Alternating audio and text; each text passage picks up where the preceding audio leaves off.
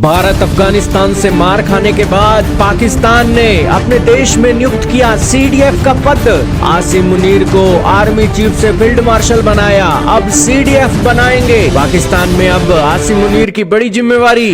जी हाँ दोस्तों, इस वक्त की बहुत ही बड़ी खबर आ रही है पड़ोसी देश पाकिस्तान से। भारत और पाकिस्तान का विवाद चला, इसमें पाकिस्तान को समझ आ गई कि भारत तो सीडीएस के पद के तौर पर तीनों सेनाओं का एक साथ यूज कर रहा है और उसके अंदर नेवी का यूज भारत ने छोड़ दिया। पाकिस्तान बहुत कमजोर था और लेकिन अगर नेवी का भी इस्तेमाल भारत अगर पाकिस्तान के अंदर कर देता तो दोस्तों बहुत बुरा हाल होता पाकिस्तान का।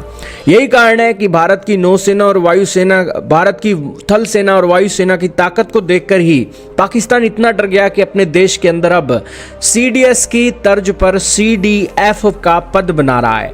जिस तरीके से भारत की तीनों सेनाएं एक साथ लड़ती हैं, वैसे ही दोस्तों अब पाकिस्तान की भी तीनों सेनाएं एक साथ लड़ेंगी। यानी कि आप कह सकते हैं कि भारत की बराबरी करने की होड़ में पाकिस्तान निकल चुका है, लेकिन जब बराबरी की बात आई गई है तो दोस्तों अब ऑपरेशन नहीं, अब तो युद्ध ही होंगे।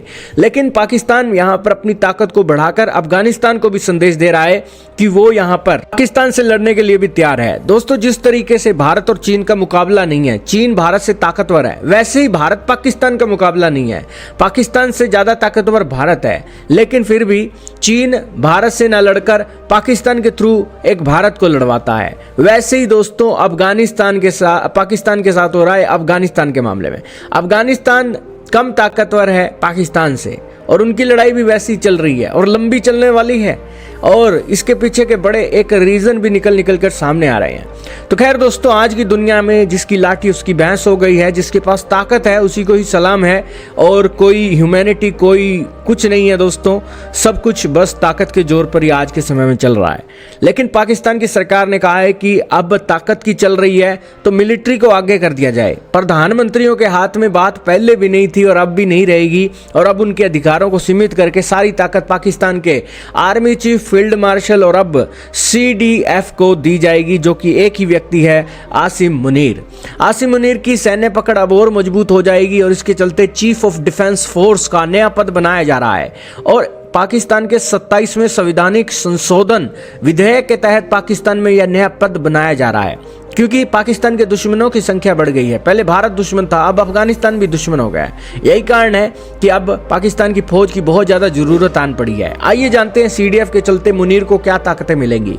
मुनीर को दोस्तों नियुक्तियां करने, पदोन्नतियां करने और सैन्य अभियानों पर अब नियंत्रण मिल जाएगा। साथ में पाकिस्तान की परमाणु सेनाओं के प्रमुख की नियुक्ति करने के भी वो अधिकार रखेंगे। अब वो नियुक्त करेंगे तो जाहिर सी बात है जिसको नियुक्त करेंगे वो उन्हीं को ही सलूट मारेगा।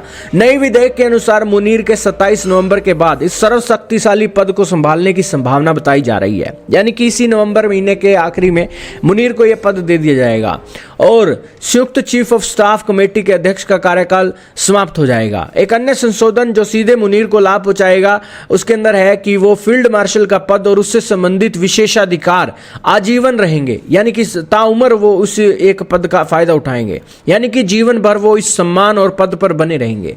विधेयक में कहा गया कि सेना प्रमुख, जो रक्षा बलों के प्रमुख भी होंगे, प्रधानमंत्री से परामर्श कर नेशनल स्ट्रेटेजिक कमांड के प्रमुख की नियुक्ति करेंगे। राष्ट्रीय सामरिक कमान का प्रमुख पाकिस्तानी सेना से होगा। कहने का इतना ही मतलब है कि भारत की कार्रवाई को देखकर पाकिस्तान इतना इंप्रेस हुआ है कि भारत की तर्ज पर ही सारे काम करने लग रहा है।